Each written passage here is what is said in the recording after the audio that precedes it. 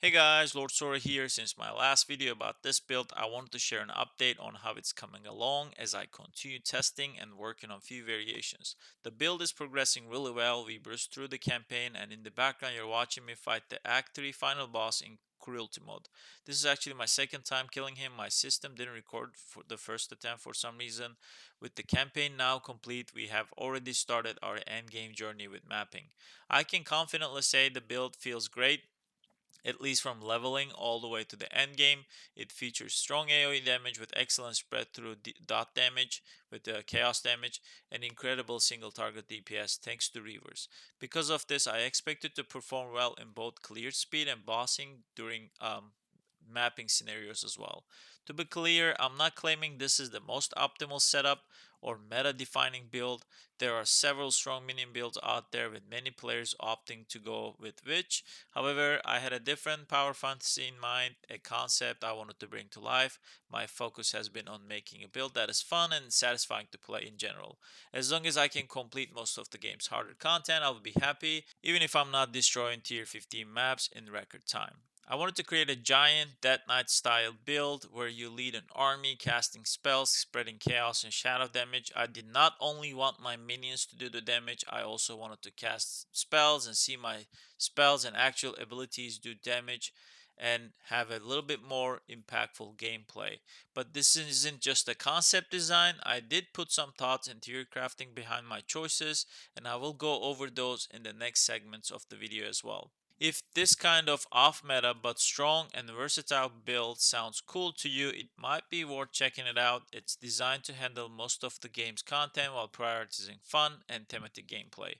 That said, if you're a Giga Min Maxer, this build might not check every box, but who knows? As I continue to min max and refine it, I may discover its flaw compared to meta builds, or I might find it can compete or even outperform some other builds in ways I didn't initially expect. I'm still experiencing the game, I'm still new to the game, learning and seeing not everything sounds or plays as it looks on the paper. So as I play and experience the game, obviously some things changes, and since the last video I made some changes and I will go over those as well. Apologies for the different audio quality. My main mic broke and I have ordered a replacement, but in the meantime just using my headset so I can at least give you guys an update and video on this one before the holidays. In the background, this is also footage of me completing tier 3 map, and I know a lot of people are already doing 15s, but I'm a bit behind. As I said, I'm still in my leveling gear. Most of my skill has 2 or 3 support gems, as well as my defensive stats are pretty much non-existent. But I do think that my damage is getting up there. I just gotta continue the progression, fix my gear, and we will get there. I think this map tier gameplay somewhat gives an honest perspective on the build. Reavers do really struggle with narrow spaces, as well as the mob type here counters us pretty well as they're quite fast avoiding the attacks of Reavers, and in these situations you can see the spread coming from Contagion, Essence Drain, and Despair explosions doing the work, really helping us with the spread AoE damage. And again, to reinstate, I'm very squishy right now, just having a leveling gear, like almost no resistances, which somewhat impacts my gameplay. Obviously, I'm quite worried about sudden one-shots, but even then, I think any non-minion build here will have a really hard time finishing this map due to how bad my gear is and my defenses are non-existing. However, we're doing quite well. Damage is there, just the squishiness not does not allow me to cast enough or put my shadow dots on targets as I like it to be, so I'm a little bit worried and hesitant in the gameplay. And the gameplay feels really cool, like you're not just relying on your minions, you're casting chaos and shadow spells, and everything feels very satisfying to play. You're debuffing the enemies and monsters, and I will cover some of the mechanics that I'm planning to use in the next segments of the video, and I will link various planners in description, so if you want to skip the video and go direct into planners, please do so. I will include a leveling version, mid-game version, as well as some other variants you might want to check out.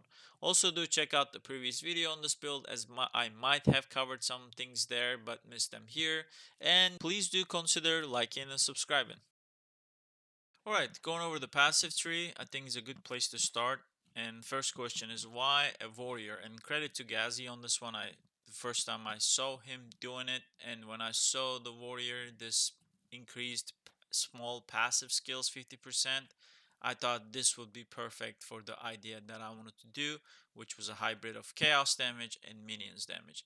I don't know if he's still doing it, but that's the first time I saw it, and the idea really appealed to me. The possibility of playing a minion necromancer type of build with a different archetype and a different class, which is the initial draw for me with Path of Exile, anyways. But this is the main reason I wanted to go with Warrior, and I thought to myself, well, I will have to travel a lot in this passive tree and have to pick up some spell damage nodes, some defenses at least, some chaos damage, and a lot of the minion nodes. And I figured the warrior has some built-in tankiness to it with maximum life and regeneration.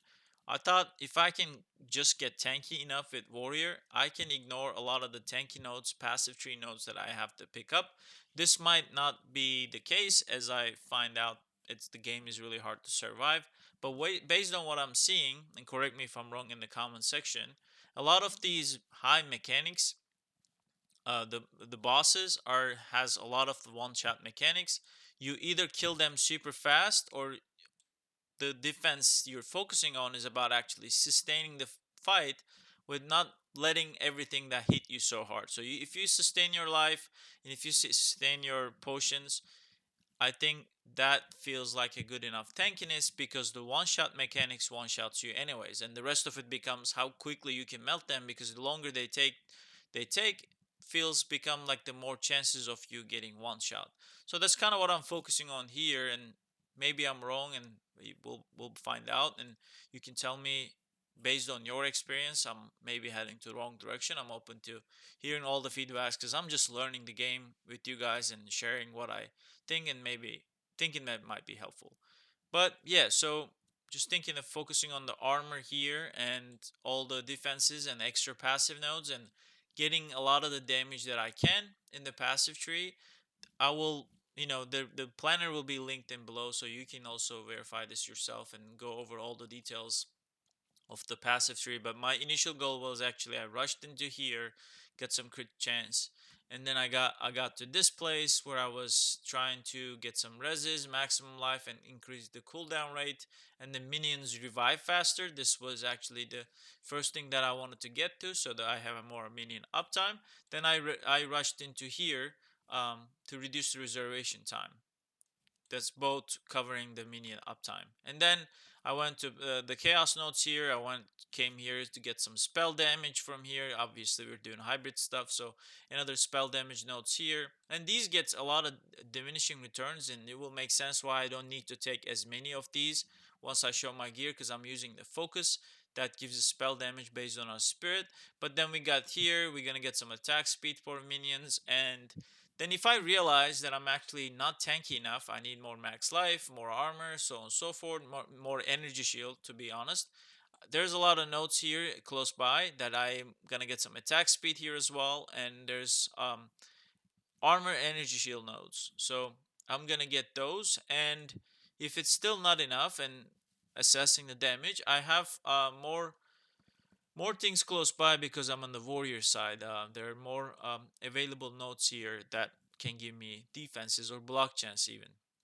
So that is the idea, getting some spell damage. I'm actually taking all the minions that every other minion build takes. So I'm trying to take all these crit chance nodes, gonna take extra damage nodes, and gonna take the resistances here as well. And so I shouldn't be losing much damage from the minions itself due to the passive tree. But because I have the 50%, it should make up some of the hybrid damage loss, which I'm gonna get from other spell damage nodes. But overall, that's the idea. And like I said, there will be a planner link below, so you can review the end goal of the passive tree I'm working towards. So yeah, let me know what you think on this one, but this is the direction currently I'm heading. To segue into showing my gear, I have a scepter here. Obviously, this is not ideal scepter. This is what I found during leveling. It grants warrior minions. I have realized that the warriors are kind of useless. I would rather have more reavers up, and that's one of the things I need to focus on this build, because my spirit is 342. I want to get this to beyond 400. I want to get more reavers up, and hopefully close to 14 or 15 of them, and then I feel like my DPS is really gonna skyrocket. So that's my one of the goals. I'm really trying to increase the spirit, and then the scepter is a nice one because 44% increased spirit, but it's granting warriors, skeletal warriors, and that's what I don't like. I think the more meta way that I see people doing, they run malice here, which is also what I plan to do. So get some critical damage weakness on the targets. Speaking of spirit, another reason I'm gonna really shoot for high spirit is the focus I'm running. I'm running these unique focus, and you can see 11% increased spell damage per 10 spirit. My goal is to get to 450 spirit with the endgame gear, and that will give me actually about 500% spell damage. This I think works super well, especially for the hybrid build idea that I'm working on. This is gonna skyrocket my spell damage that I don't think I will need to even take that many spell damage notes from the passive tier. Maybe even I can drop them because they all get diminished, because this is gonna give me huge amount of spell damage additive bonus. So this is what I'm going to rely on. This is really important, I think, for this hybrid idea. I know there's a scepter that gives you um, plus chaos damage based on the active minions, but considering that I'm gonna have 15, I don't think it's worth running that one. So I'm still um, opting in for a regular scepter here. The rest of my gear is okay. I really terribly need some good gear in terms of resistances. I'm gonna enchant spirit everywhere as if I can. My amulet is good too, but yeah, overall that's the kind of idea. I think the main takeaway from the gear is this focus that I'm gonna be running, and then the change of the scepter to not run warrior minions. Going over the skills and skill gems. Obviously ignore the skeletal warrior. All the things I put here, meat shield and the last gap, will go into the cleric. So they survive longer, they revive, they have an opportunity to revive if my reavers die. That is the idea after I change my scepter. Obviously skeletal reavers, I'm gonna put two more damage ones here. The one is attack speed, and other one is reduce attack speed but also increases damage. So gotta get more greater jewel orbs to increase the support gems. But running the, I think, typical setup, what makes sense: brutality, feeding frenzy, and heft. And skeletal cleric will transfer the stones here. Then I have contagion here that you have seen in the gameplay. We have more duration. I have the unleash because once I put this, it puts on additional two more targets, so I get contagion up and running on three targets. Especially with controller, I think this is really help because you can't really specifically target that one mob that has a contagion on. But then we have the chaos mastery for extra plus level 1. We have dark effigy here, which this is where I get my wither, and um, we have a totem placement as well as acceleration to ramp up the withering touch, withering speed stacking. But that's the initial idea here with the chaos damages and clerics and the reavers. So a lot more room to grow here. Like I mentioned, all of them are 3 or 2 support gems so far. Pain offering, I have +1 to supported minion skills and 40% area effect. Some of this is not ideal setup. I have the more ideal setup will be linked in planner. One important thing here to talk about is despair. I think this setup is pretty important to run it this way. Impending doom, this triggers doom blast, which spreads and increases our AoE clear.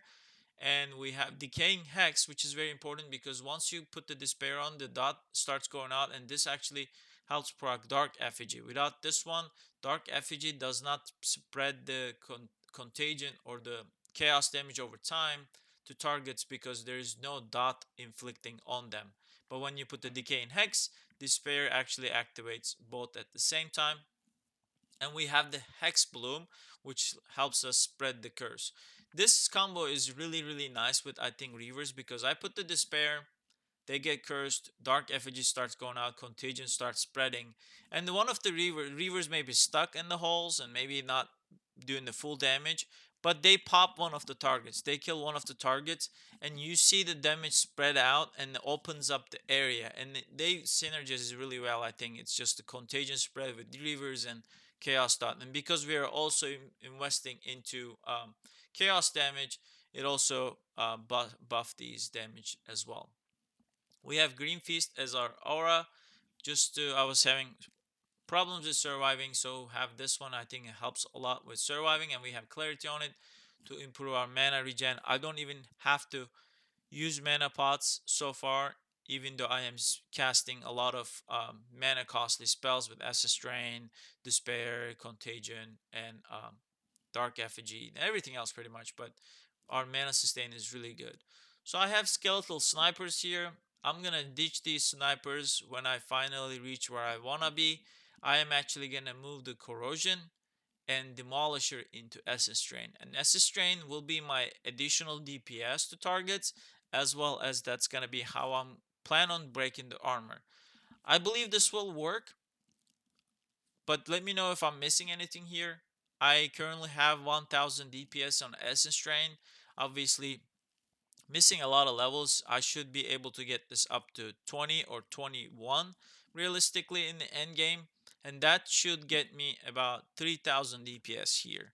So, and the more obvious spirit I stack, this is gonna go up. So right now I am missing about maybe 150% more spell damage, or maybe like close to 200%.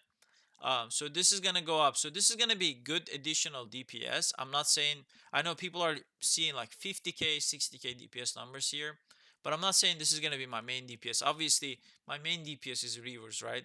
But if I'm also actually able to help with Essence Drain and feel this impactful gameplay, and this is also breaking the armor, I think this will work out really, really well, and that's actually the idea overall. And sometimes reavers get stuck. Like you see like two of them will attack the targets because of small corridors. Not all of them can fit through, and they like stuck on each other. And having an extra ability to open that up and actually still continue doing DPS and not solely relying on your minions feels like a good idea to me. And maybe I'm wrong, but we'll find out together.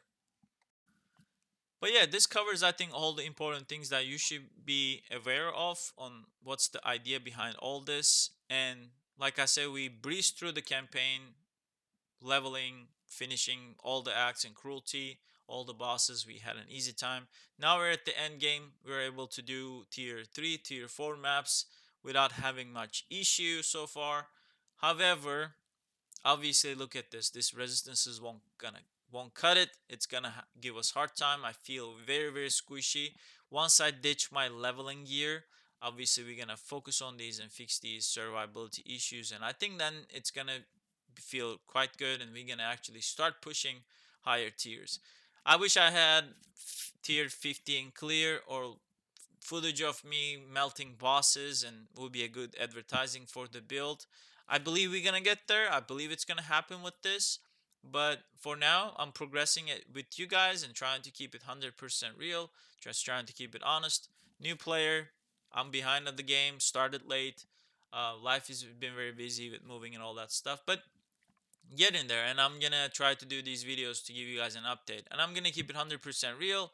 If we hit a wall and if I start seeing that this idea actually sucked and it's not fun anymore, I'm gonna be the first one to comment below or make a new video and update you all that, hey guys, sorry this didn't work out. But so far I feel confident, and I think if you see otherwise and if you have any feedback and I'm missing some things, that would be really helpful for me if you point it out so I can learn. But overall, this is the idea, and thank you for watching. Like and subscribe. I will see you guys in the next video. Cheers.